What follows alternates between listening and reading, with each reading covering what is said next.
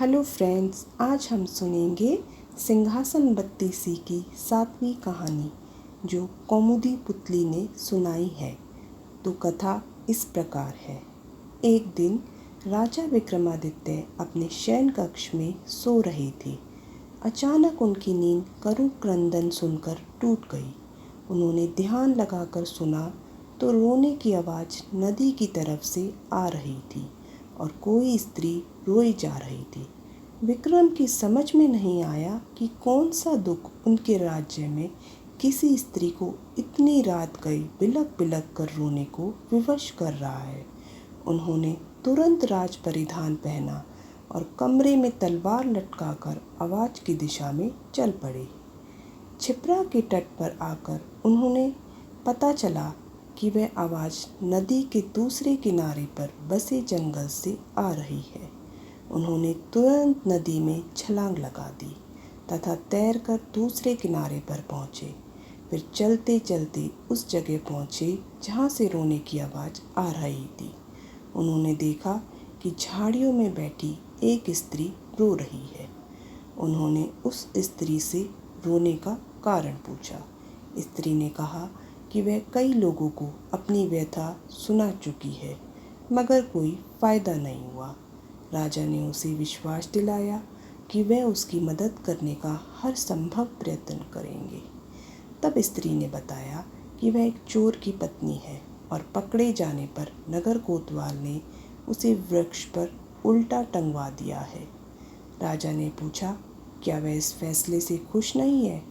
इस पर औरत ने कहा कि उसे फैसले पर कोई आपत्ति नहीं है, लेकिन वह अपने पति को भूखा प्यासा लटकता नहीं देख सकती।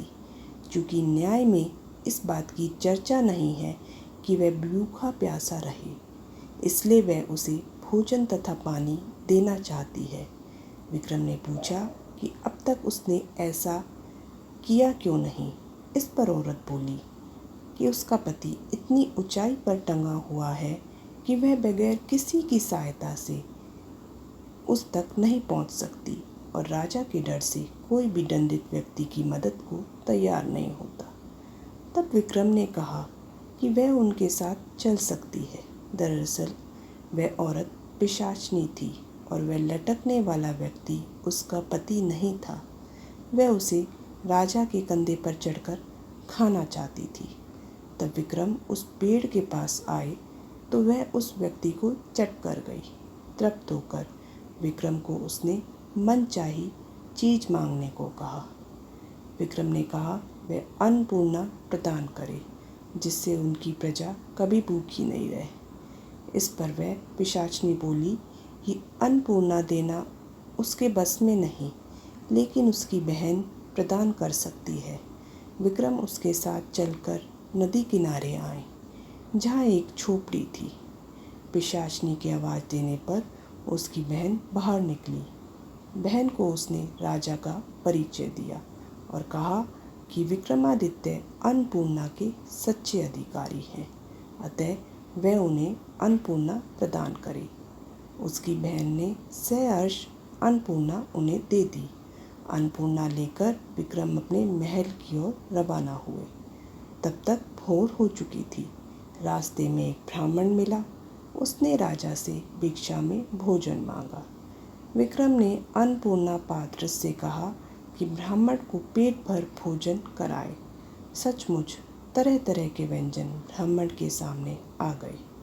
जब ब्राह्मण ने पेट भर खाना खा लिया तो राजा ने उसे दक्षिणा देना चाहा। ब्राह्मण अपनी आंखों से अन्नपूर्णा पात्र का चमत्कार देख चुका था, इसलिए उसने कहा, अगर आप दक्षिणा देना ही चाहते हैं तो मुझे दक्षिणा स्वरूप यह पात्र दे दे, ताकि मुझे किसी के सामने भोजन के लिए हाथ नहीं फैलाना पड़े। विक्रम ने बेहिचक उसी क्षण उसे वह पात्र दे दिया। ब्राह्मण राजा को आशीर्वाद देकर चला गया और वे अपने महल लौट गए।